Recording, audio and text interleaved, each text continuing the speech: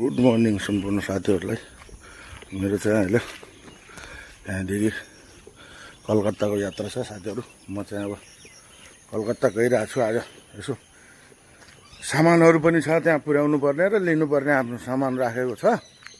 त्यसो भए हुनाले म चाहिँ अहिले कलकत्तातिर गइरहेको छु। यहाँबाट 2.5-3 घन्टाको बाटो छ। मेन सिटीहरूमा गइरहेको छु। अनि आज भ्लग नबनाएको पनि धेरै दिन भइसक्यो। त्यसो भएर बनाउँदैछु।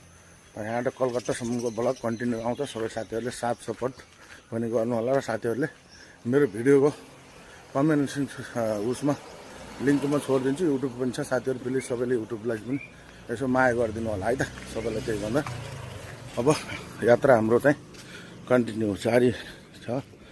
अब यहाँदेखि कलकत्तासम्मको यात्रा है त। सुनसान छ बाटो, एकदम सुनसान छ। अब अहिले चाहिँ म यसो टिकट काउन्टरमा आएर टिकट लिएको अवस्था भइसक्यो। यहाँदेखि डाइरेक्ट टिकट काटिसकेको छु। अहिले चाहिँ यो एरिया पुरै चाहिँ नयाँ बनाएको रहेछ है, गरबेता भन्ने ठाउँ।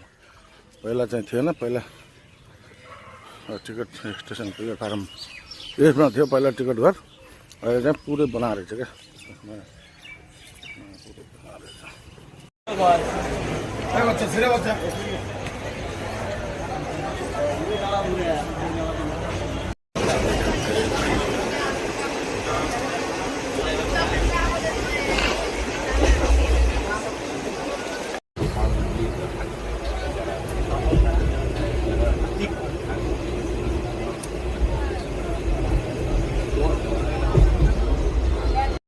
चाहिँ अब हाउडा स्टेसनमा आइरहेको अवस्था यस्तो छ। हाउडा कति नम्बर प्लेटफर्ममा आयौँ हामी? हाउडा त आइयो। हाउडा मान्छेको भिड। हाउडा स्टेसनमा यस्तो छ, मान्छेको भिडभाड यस्तो छ। प्लेटफर्म नम्बर 20मा फालिदियो क्या हो यार, यतापट्टि फालिदियो रहेछ। कति टाढा फालिदियो त, बहुत टाढा फालिदियो रहेछ यार।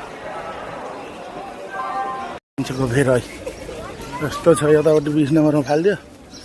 अब हल्लापट्टि यता अर्को साइडमा जानुपर्ने भयो। भिडभाड होइन, यस्तो भिडभाड छ।